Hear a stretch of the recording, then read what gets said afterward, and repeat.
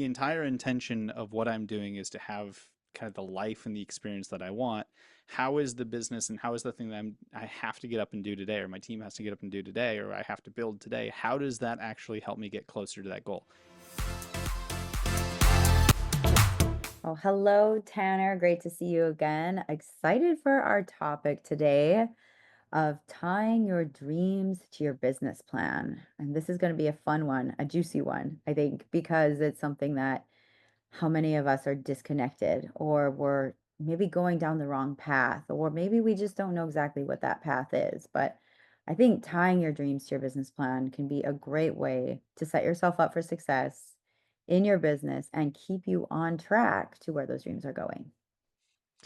Yeah, absolutely. The tying dreams to business plan. I love the topic. I was talking about this with another business owner recently, and sometimes it's just a reminder that there's so much more to life than just the business. Yes, the business can be fun and things like that, but at the end of the day, it's how does the business provide you more life and what's the path to get there? So it's a topic I just absolutely love diving into. 100%. Same here, because it kind of circles around that, passion, purpose, dreams, like what we all really start out with our businesses most of the time doing is it starts with a passion, it starts with a dream, starts with an idea. And so I'd love to hear your thoughts on this because it's something I've experienced and I'm sure many of our viewers have experienced as well.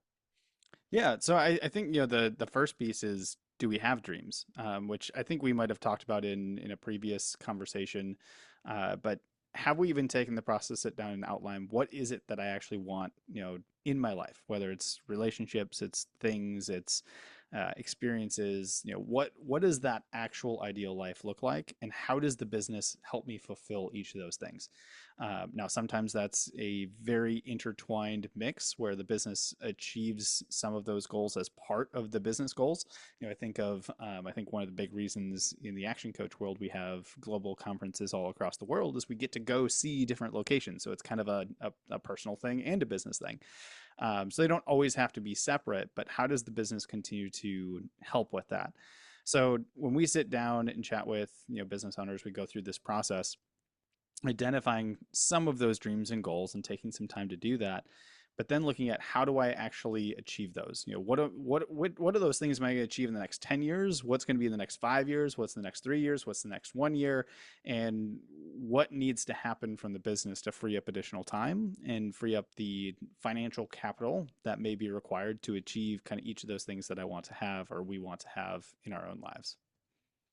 Oh, definitely. And it really gives a lot of incentive too. A lot of like, being a business owner can be a grind. It can be hard, and we can kind of lose that sense of why we're doing what we're doing sometimes. And I think to keep the pulse on that, remembering this is what we're working towards, this is what we're doing.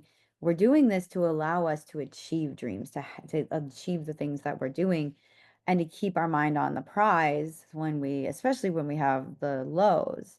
I think that's is such a great way to keep going, to stay disciplined, and also to just enjoy the aspects of business. Because nothing is better than when you find success after, going through the trenches and you find that success and you can achieve one of those dreams. Because that really what I think is a huge motivator for keeping us going. Yeah, I'm pretty sure you can attest to this. I know I can attest to this. There's many others in the audience that will probably attest to this. If you're a business owner, it's hard and it's uncomfortable. And, there are those moments where you have a week, a couple days where it's just like, this sucks. And I don't know why I'm doing this anymore. So being able to go back and say, well, if the entire intention of what I'm doing is to have kind of the life and the experience that I want, how is the business and how is the thing that I have to get up and do today, or my team has to get up and do today, or I have to build today? How does that actually help me get closer to that goal? If the answer is it's not, we could really argue, then why are we doing it? What's the point of taking the time to do that? So when we don't have those clear goals and dreams set up and aligned with the overall business vision and where we're taking it, if that's not there, it can be very difficult. That's where we kind of get into that point of really throwing in the towel and saying, well, there really is nothing else I'm striving for. It's like, yeah, I want to build a great business, but for what purpose? How does that actually help me? How is that fulfilling anything in my own life? We align those things, now we can get through those tough moments, right? And that is, it's such a powerful mechanism to be able to say, this is why I'm getting up this morning, this is why I'm doing these things, because I know that the output, the thing that I'm striving towards, I can achieve it, and that's why I'm going through, this hard work that we have in front of us. 110%. I agree with that. Cause like during those daunting times, or even the motivating times, like when you're thinking, like you have that, your eye on the prize, you see the race to the finish line, you can taste it.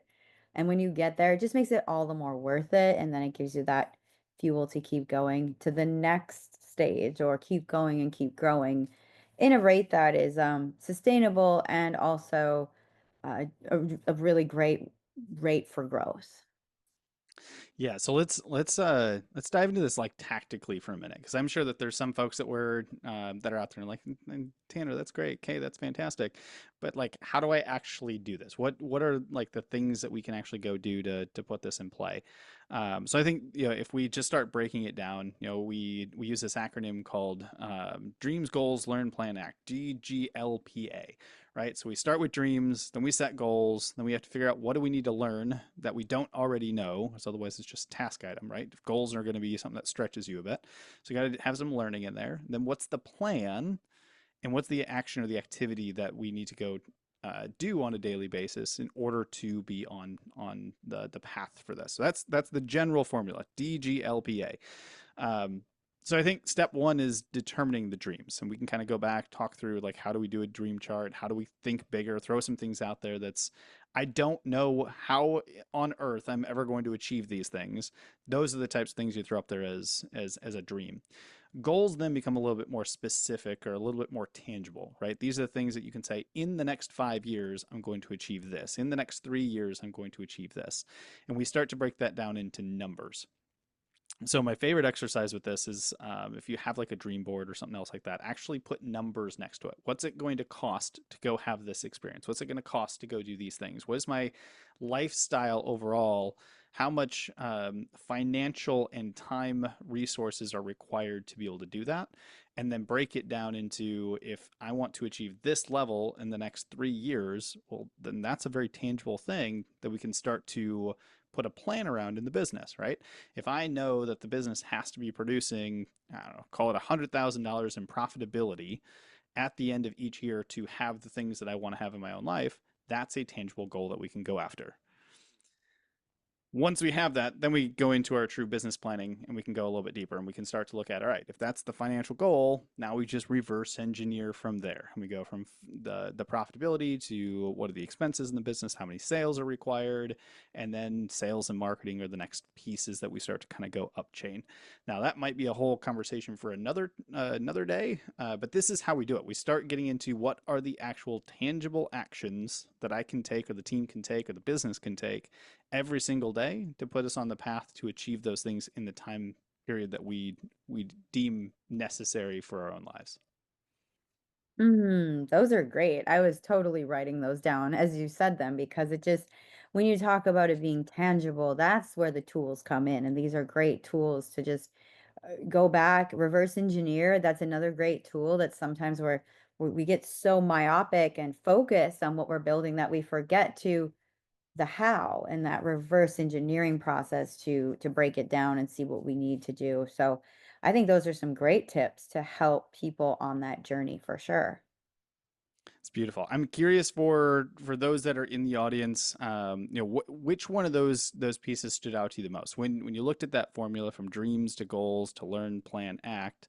Is there one of those that stood out and was like, oh, I was doing dreams, but I completely forgot that I need to set some specific goals, or maybe I was really good at the dreams and the goals, but I can never get to like, how do I actually achieve those, because I forgot that there's a learning process, or something else like that. But I'd love to hear it. Share it in some of the comments of the video and everything below.